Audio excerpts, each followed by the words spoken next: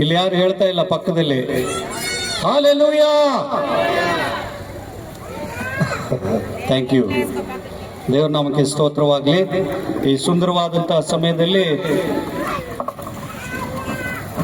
ನಮ್ಮ ಮಧ್ಯದಲ್ಲಿ ಗಣ್ಯರು, ಹಿರಿಯರು, ಸಭಾ ಸೇವಕರು ಮತ್ತು ಹಿರಿಯರು ಇಲ್ಲಿರುವಂಥದ್ದು ಬಹಳ ಸಂತೋಷವಾದಂಥ ವಿಷಯ.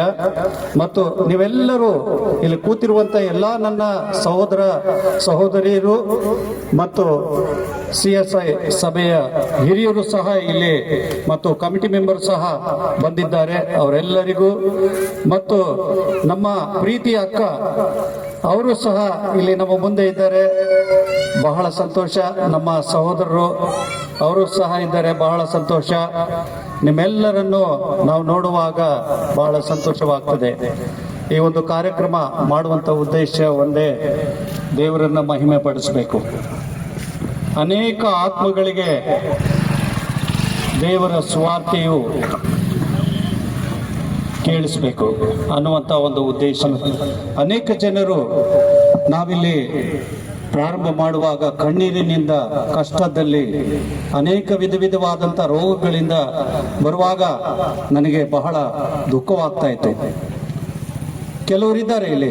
ನಂತರ ನನ್ನ ಸಭೆಗೆ ಬಂದಂಥ ಅವರಿಗೆ ದೇವರು ಏನೇನು ಮಾಡಿದ್ದಾರೆ, ಅವರ ಜೀವಿತಗಳಲ್ಲಿ ಅದ್ಭುತಗಳೆಂಬುವಂಥದ್ದನ್ನು ಸಹ ಅವರು ಹಂಚಿಕೊಳ್ಳಲಿಕ್ಕಿದ್ದಾರೆ. ದೇವರಿಗೆ ಸ್ತೋತ್ರ. ಈಗ ದೇವರನ್ನು ಆರಾಧನೆ ಮಾಡೋಣ. ನಾನು ಹಾಡುತ್ತಿರುವಾಗ ನನ್ನ ಜೊತೆಯಲ್ಲಿ ನೀವು ಸಹ ನನ್ನ ಜೊತೆಯಲ್ಲಿ ಹಾಡಿರೆಂಬುದಾಗಿ ನಾನು ನಿಮ್ಮನ್ನು ಪ್ರೀತಿಪೂರ್ವಕವಾಗಿ ಕೇಳಿಕೊಳ್ತೇನೆ.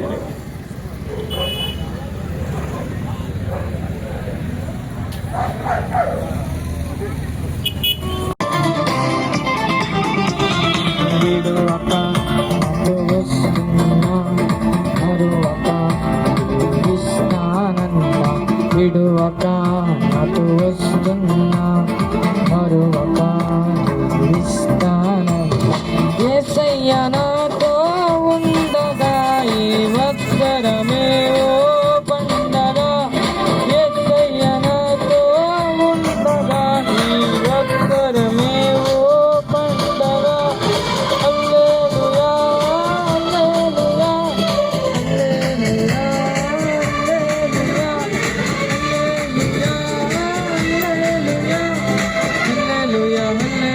హల్లెలూయా.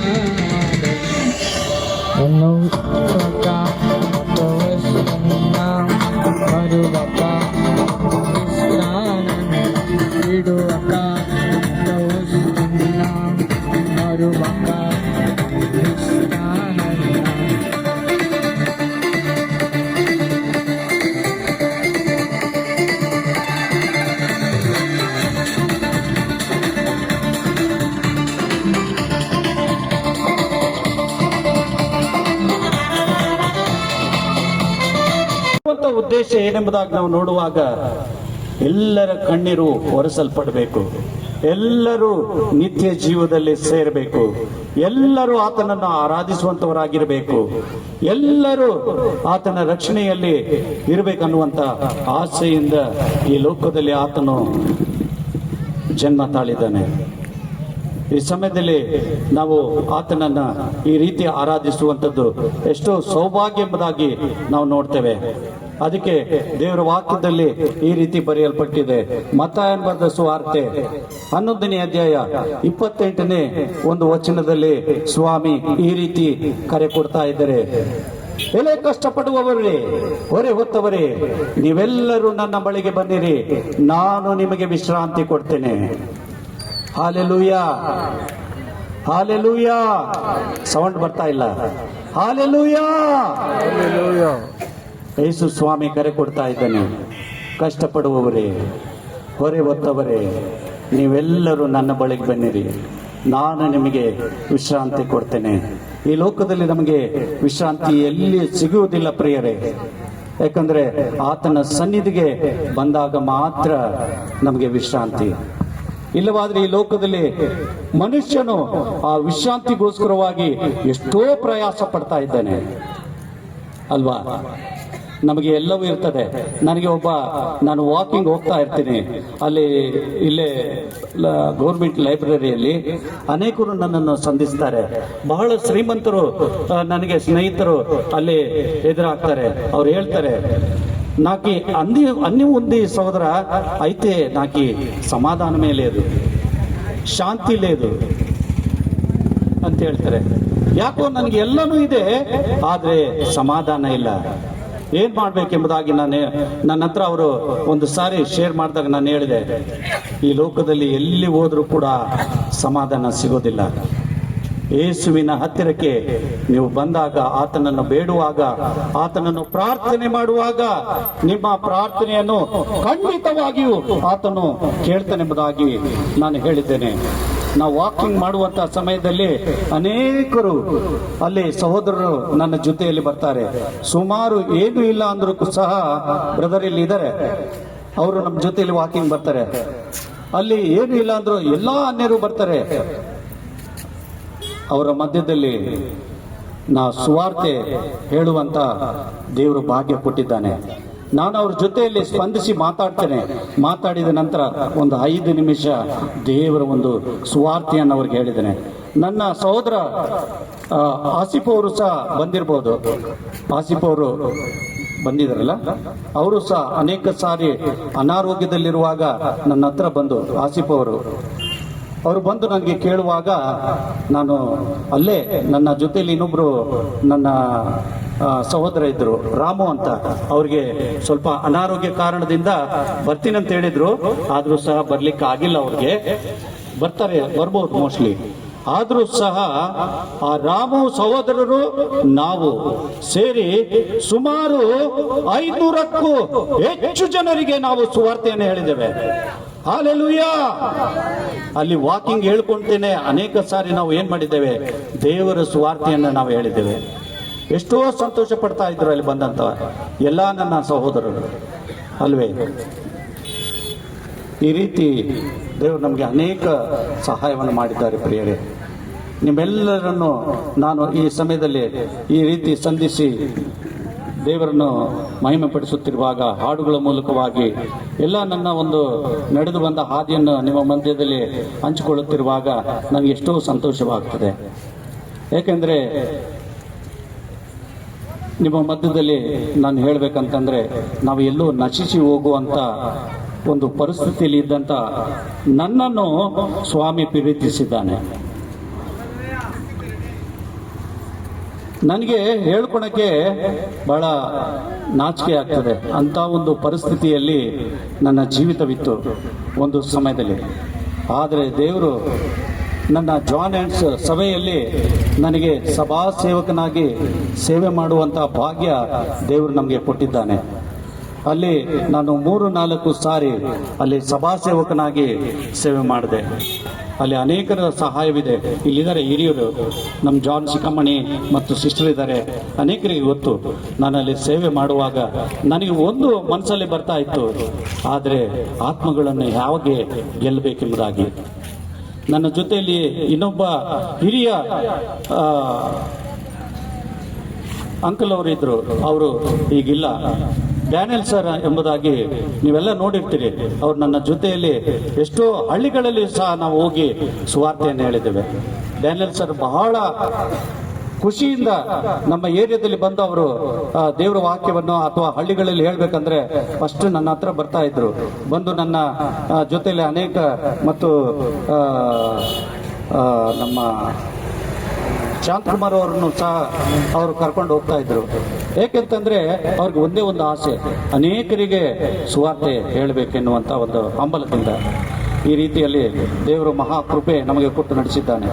ದೇವರು ಈ ಒಂದು 2 ಮಾತುಗಳನ್ನು ಆಶೀರ್ವದಿಸಲೆಂದು ನಾನು ಕೇಳಿ ನಾನು ಈ ಮಾತುಗಳನ್ನು ಮುಗಿಸ್ತೇನೆ. ಆಮೇಲೆ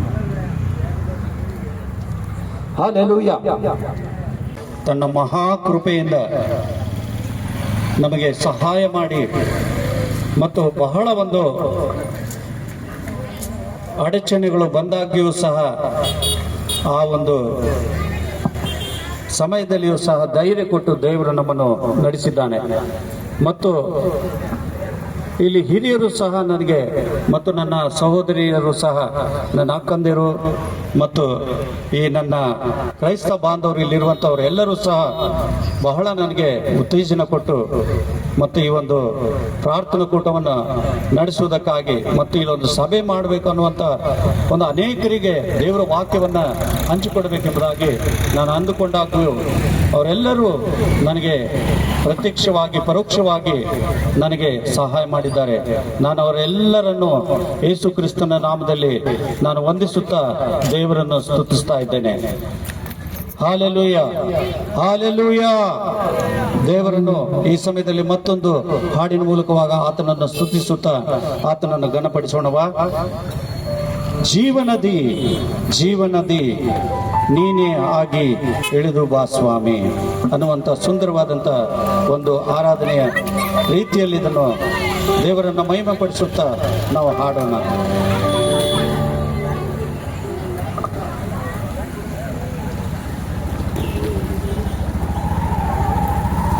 ಹಾಲೆಲೂಯ. ಜೀವನದಿ ಎಂಬುದಾಗಿ ಸುಂದರವಾದಂಥ ಹಾಡನ್ನು ಈಗೆಲ್ಲ ಎಲ್ಲರೂ ಕೂಡಿ ಹಾಡೋಣ. ದೇವರ ನಾಮಕ್ಕೆ ಸ್ತೋತ್ರವಾಗಲಿ.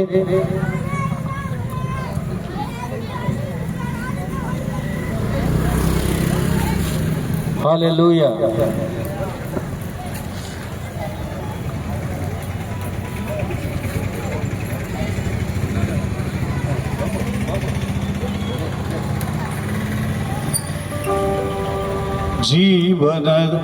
ಜೀವನದಿ ಹೋ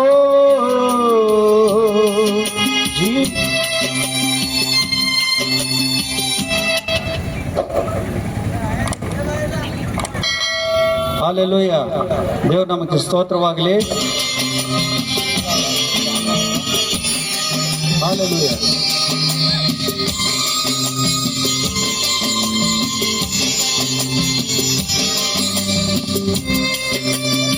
ದೇವರನ್ನು ಮಹಿಮೆ ಪಡಿಸೋಣ. ಈ ಸಮಯದಲ್ಲಿ ದೇವರ ನಾಮಕ್ಕೆ ಮಹಿಮೆ ಉಂಟಾಗಲಿ.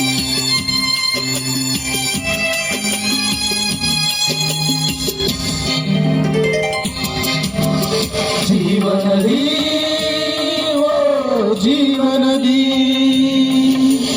ಜೀವನದಿ ಓ ಜೀವನದಿ, ಜೀವನದಿಯೇ ನೀನೆಯಾಗಿ ಇಳಿದು ಬಾ ಸ್ವಾಮಿ. ಬಾಯಾರಿದ ಸಕಲ ಜನಕ್ಕೆ ನೀರುಣಿಸೋ ಸ್ವಾಮಿ.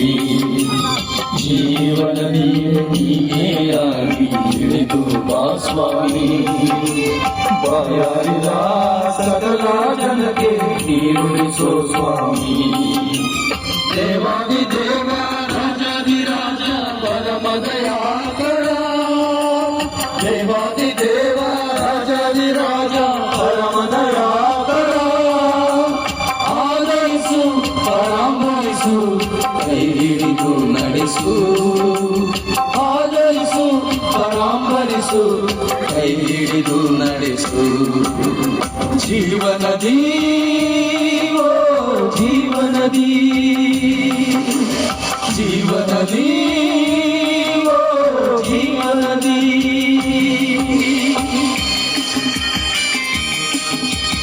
ನಾವೆಲ್ಲರೂ ಚಪ್ಪಾಳೆಯನ್ನು ನೋಡಿಯುತ್ತಾ ದೇವರನ್ನು ಮಹಿಮೆ ಪಡಿಸೋಣ.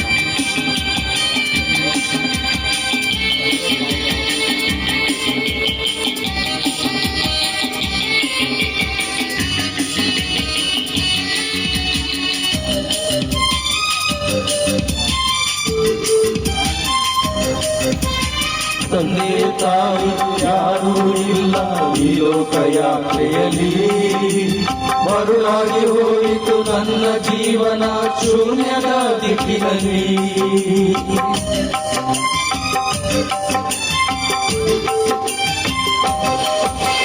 ತಂದೆ ತಾಯಿ ಯಾರೂ ಇಲ್ಲ ಈ ಲೋಕಯಾತ್ರೆಯಲ್ಲಿ.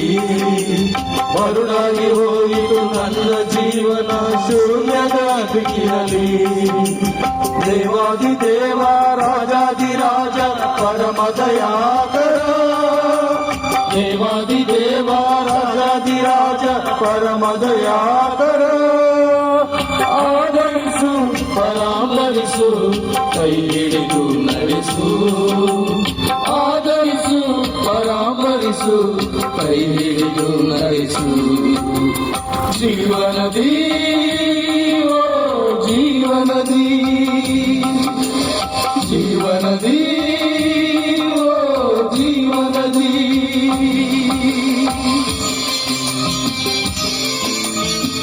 ಹೌದು, ಈ ಲೋಕದಲ್ಲಿ ಸಿಗಲಾರದಂತ ಹೊರತೆ ನೀನಾಗಿದ್ದಿ. ಹೌದು ಸ್ವಾಮಿ, ಈ ಲೋಕದಲ್ಲಿ ಕೊಡಲಾರದಂತ ಸಂತೋಷ ಸಮಾಧಾನವು ಆತನು ನಮಗೆ ಕೊಡುವಾತನಾಗಿದ್ದಾನೆ.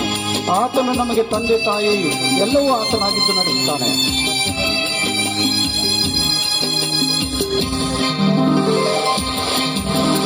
ಲೋಕದಲ್ಲಿ ಸಿಗಲಾರದಂತ ಹೊರತೆಯು ನೀನಾಗಿದ್ದೀ. ಜೀವವುಳ್ಳ ನೀರನ್ನು ನೀಡಿ ಜೀವವ ಉಳಿಸಿದ್ದೀ.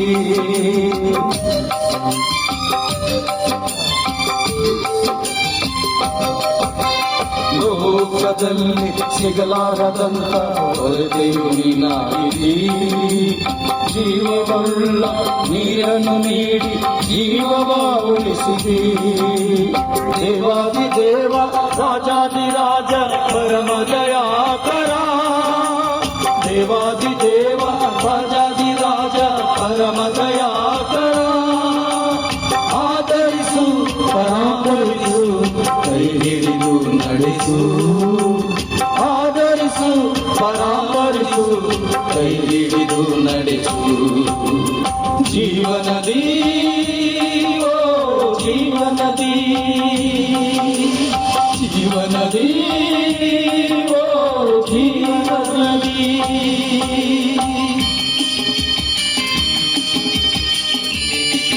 ಹಾಲೆಲೂಯ.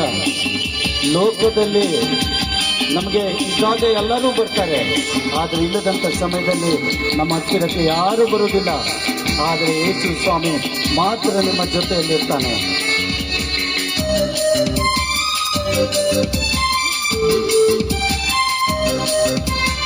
ಇವಾಗ ಎಲ್ಲ ಇಲ್ಲದಾಗ ಯಾರಿಲ್ಲ, ಯಾರಿಗೆ ಯಾರೂ ಇಲ್ಲ. ಆದಿಯು ನೀನೆ ಅಂತ್ಯವು ನೀನೆ, ನನ್ನುಸಿರು ನೀನೆ ನೀನೆ.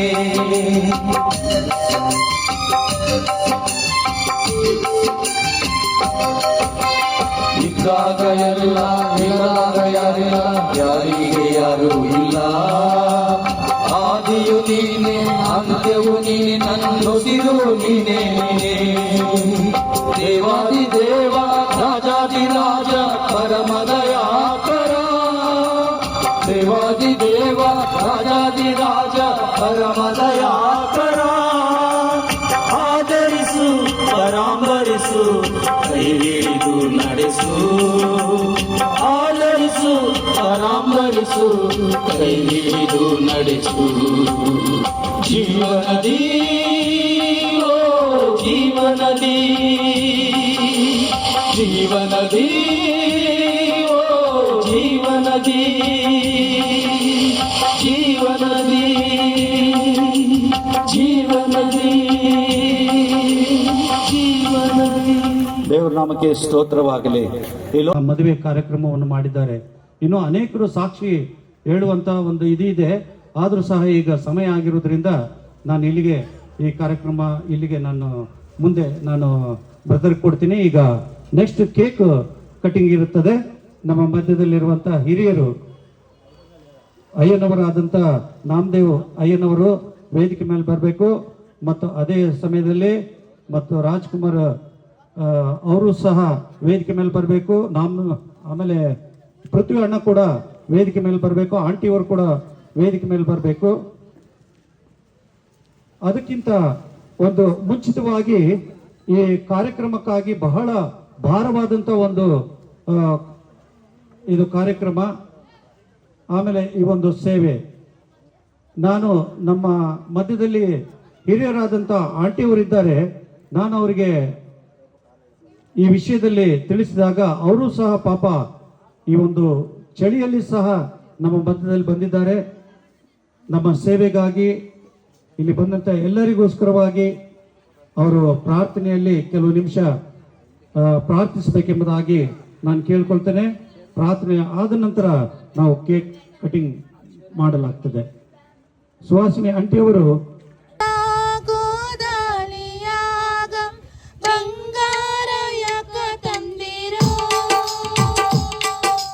ಚಿತ್ತಾರ ತೀರ್ಥ ತೊಟ್ಟಿಲ ಒಳಗ ಚಿತ್ತಾರ ಮನಸ ತಂದಿರೋ ಮುತ್ಯಾದ ತೀರ್ಥ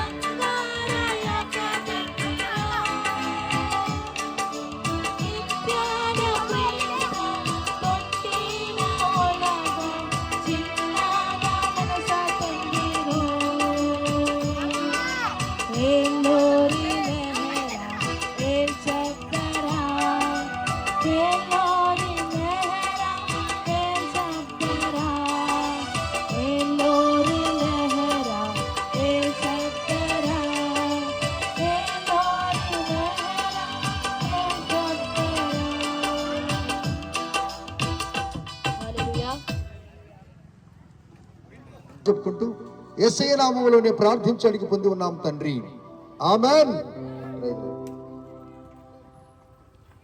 ಪ್ರಾರ್ಥನೆ ಮಾಡಿದಂಥ ಗುಡ್ ಸಮಾರಿಟನ್ ಸಭೆಯ ಸಭಾಪಾಲಕರಾದಂಥ ಪ್ರಭಾಕರ್ ಅಯ್ಯನವರಿಗೆ ನಾವು ವಂದನೆಗಳನ್ನು ಸಲ್ಲಿಸ್ತೇವೆ. Thank you pastor Prabhakar sir, thank you. ಈಗ ದೇವರ ಸೇವಕರಾದಂಥ ಗಾಬ್ರಿಯಲ್ ಅಯ್ಯನವರು ದೇವರ ವಾಕ್ಯ ಸಂದೇಶವನ್ನು ನೀಡಬೇಕೆಂಬುದಾಗಿ ಆಹ್ವಾನ ಮಾಡ್ತೇವೆ.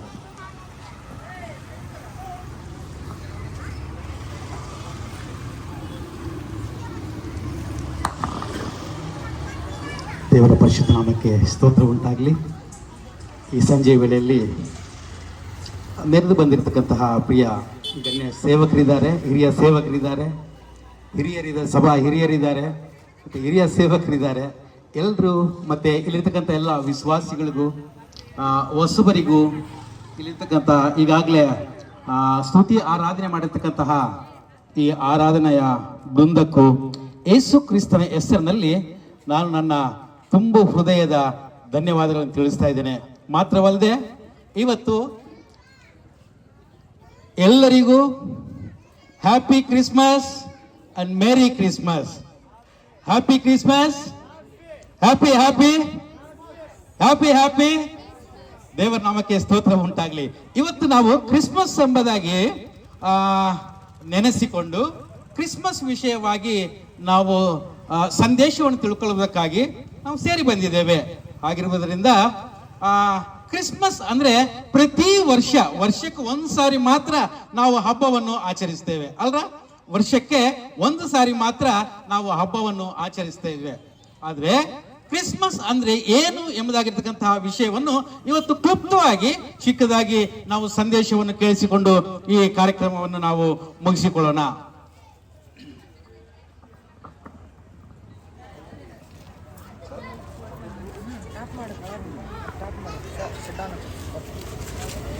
ಇಲ್ಲಿ ನಾವು ವಾಕ್ಯವನ್ನು ಓದಿ ನೋಡುವಾಗ ಲೂಕನ ಬರೆದಂತಹ ಸುವಾರ್ತೆ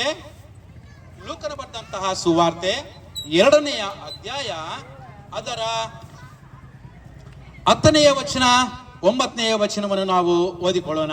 8ನೇ ವಚನದಿಂದ ನಾವು ಓದಿಕೊಳ್ಳುವುದಾದ್ರೆ ಎಲ್ಲರೂ ಕೂಡ ಗಮನಿಸಬೇಕು. ಲೂಕನ ಬರೆದಂತಹ ಸುವಾರ್ತೆ 2ನೇ ಅಧ್ಯಾಯ ಅದರ 8ನೇ ವಚನದಿಂದ ಕೆಲವೊಂದು ವಚನ ನಾವು ಓದಿಕೊಳ್ಳೋಣ.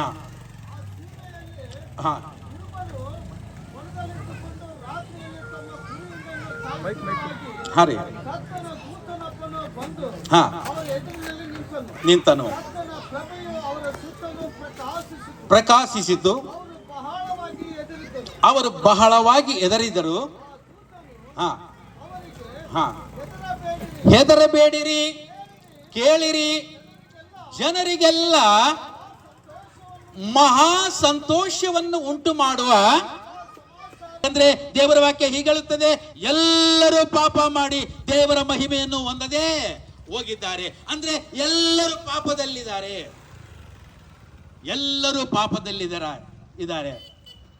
ಆದಿ ಮಾನವರು ಪಾಪ ಮಾಡಿ ದೇವರಿಂದ ದೂರವಾದ ಮೇಲೆ ಅವರಿಂದ ಉತ್ಪತ್ತಿಯಾದಂತಹ ಸಂತಾನವೆಲ್ಲವೂ ಪಾಪದಲ್ಲೇ ಹುಟ್ಟುತ್ತಾ ಇತ್ತು, ಪಾಪದಲ್ಲೇ ಜೀವಿಸುತ್ತಾ ಇತ್ತು, ಪಾಪದಲ್ಲೇ ಸಾಯುತ್ತಾ ಇತ್ತು. ನನ್ನ ಪ್ರಿಯ ದೇವ ಜನರೇ, ಇಲ್ಲಿ ಪಾಪ ಪರಿಹಾರವಾಗಬೇಕಂತಂದ್ರೆ ಒಬ್ಬ ಪರಿಶುದ್ಧವಾದ ರಕ್ತವು ಸುರಿಸಲ್ಪಡಬೇಕಾಗಿತ್ತು. ಹಾಗಿರುವುದರಿಂದ ಭೂಮಿ ಮೇಲೆ ಯಾರು ಪರಿಶುದ್ಧ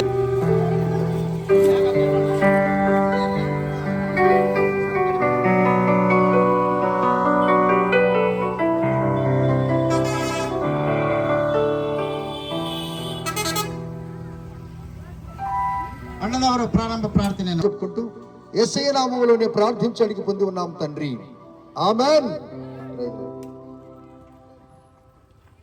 ಪ್ರಾರ್ಥನೆ ಮಾಡಿದಂಥ ಗುಡ್ ಸಮಾರಿಟನ್ ಸಭೆಯ ಸಭಾಪಾಲಕರಾದಂಥ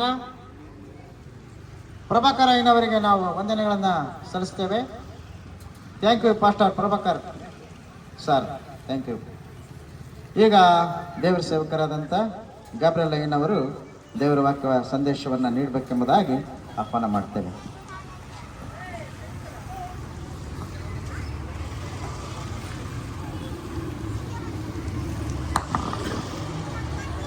ದೇವರ ಪರಿಶುದ್ಧ ನಾಮಕ್ಕೆ ಸ್ತೋತ್ರ ಉಂಟಾಗಲಿ. ಈ ಸಂಜೆ ವೇಳೆಯಲ್ಲಿ ನೆರೆದು ಬಂದಿರತಕ್ಕಂತಹ ಪ್ರಿಯ ಗಣ್ಯ ಸೇವಕರಿದ್ದಾರೆ, ಹಿರಿಯ ಸೇವಕರಿದ್ದಾರೆ, ಸಭಾ ಹಿರಿಯರಿದ್ದಾರೆ ಮತ್ತು ಹಿರಿಯ ಸೇವಕರಿದ್ದಾರೆ. ಎಲ್ಲರೂ ಮತ್ತು ಇಲ್ಲಿರ್ತಕ್ಕಂಥ ಎಲ್ಲ ವಿಶ್ವಾಸಿಗಳಿಗೂ ಹೊಸಬರಿಗೂ ಇಲ್ಲಿರ್ತಕ್ಕಂಥ ಈಗಾಗಲೇ ಸ್ತುತಿ ಆರಾಧನೆ ಮಾಡಿರ್ತಕ್ಕಂತಹ ಈ ಆರಾಧನೆಯ ಬೃಂದಕ್ಕೂ ಯೇಸು ಕ್ರಿಸ್ತನ ಹೆಸರಿನಲ್ಲಿ ನಾನು ನನ್ನ ತುಂಬು ಹೃದಯದ ಧನ್ಯವಾದಗಳನ್ನು ತಿಳಿಸ್ತಾ ಇದ್ದೇನೆ. ಮಾತ್ರವಲ್ಲದೆ ಇವತ್ತು ಎಲ್ಲರಿಗೂ happy Christmas and merry Christmas. Happy Christmas, happy happy happy happy. ದೇವರ ನಾಮಕ್ಕೆ ಸ್ತೋತ್ರ ಉಂಟಾಗಲಿ. ಇವತ್ತು ನಾವು ಕ್ರಿಸ್ಮಸ್ ಎಂಬುದಾಗಿ ನೆನೆಸಿಕೊಂಡು ಕ್ರಿಸ್ಮಸ್ ವಿಷಯವಾಗಿ ನಾವು ಸಂದೇಶವನ್ನು ತಿಳ್ಕೊಳ್ಳುವುದಕ್ಕಾಗಿ ನಾವು ಸೇರಿ ಬಂದಿದ್ದೇವೆ. ಆಗಿರುವುದರಿಂದ ಕ್ರಿಸ್ಮಸ್ ಅಂದ್ರೆ ಪ್ರತಿ ವರ್ಷಕ್ಕೆ ಒಂದು ಸಾರಿ ಮಾತ್ರ ನಾವು ಹಬ್ಬವನ್ನು ಆಚರಿಸ್ತೇವೆ ಅಲ್ವಾ? ವರ್ಷಕ್ಕೆ ಒಂದು ಸಾರಿ ಮಾತ್ರ ನಾವು ಹಬ್ಬವನ್ನು ಆಚರಿಸ್ತೇವೆ. ಆದ್ರೆ ಕ್ರಿಸ್ಮಸ್ ಅಂದ್ರೆ ಏನು ಎಂಬುದಾಗಿರ್ತಕ್ಕಂತಹ ವಿಷಯವನ್ನು ಇವತ್ತು ಕ್ಲುಪ್ತವಾಗಿ ಚಿಕ್ಕದಾಗಿ ನಾವು ಸಂದೇಶವನ್ನು ಕೇಳಿಸಿಕೊಂಡು ಈ ಕಾರ್ಯಕ್ರಮವನ್ನು ನಾವು ಮುಗಿಸಿಕೊಳ್ಳೋಣ.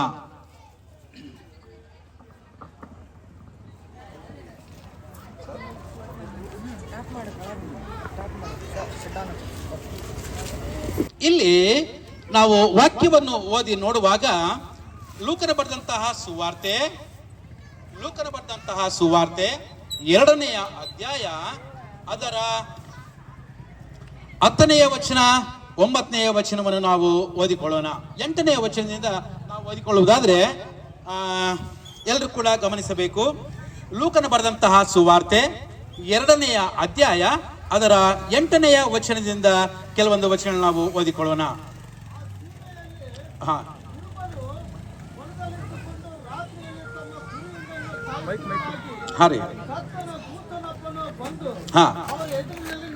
ನಿಂತನು, ಪ್ರಕಾಶಿಸಿತು, ಅವರು ಬಹಳವಾಗಿ ಹೆದರಿದರು.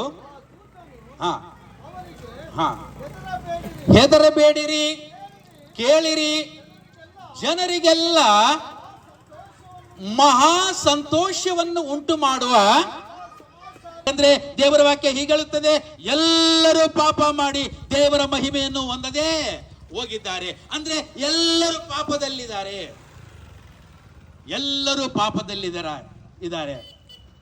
ಆದಿ ಮಾನವರು ಪಾಪ ಮಾಡಿ ದೇವರಿಂದ ದೂರವಾದ ಮೇಲೆ ಅವರಿಂದ ಉತ್ಪತ್ತಿಯಾದಂತಹ ಸಂತಾನವೆಲ್ಲವೂ ಪಾಪದಲ್ಲೇ ಹುಟ್ಟುತ್ತಾ ಇತ್ತು, ಪಾಪದಲ್ಲೇ ಜೀವಿಸುತ್ತಾ ಇತ್ತು, ಪಾಪದಲ್ಲೇ ಸಾಯುತ್ತಾ ಇತ್ತು. ನನ್ನ ಪ್ರಿಯ ದೇವ ಜನರೇ, ಇಲ್ಲಿ ಪಾಪ ಪರಿಹಾರವಾಗಬೇಕಂತಂದ್ರೆ ಒಬ್ಬ ಪರಿಶುದ್ಧವಾದ ರಕ್ತವು ಸುರಿಸಲ್ಪಡಬೇಕಾಗಿತ್ತು. ಹಾಗಿರುವುದರಿಂದ ಭೂಮಿ ಮೇಲೆ ಯಾರು ಪರಿಶುದ್ಧ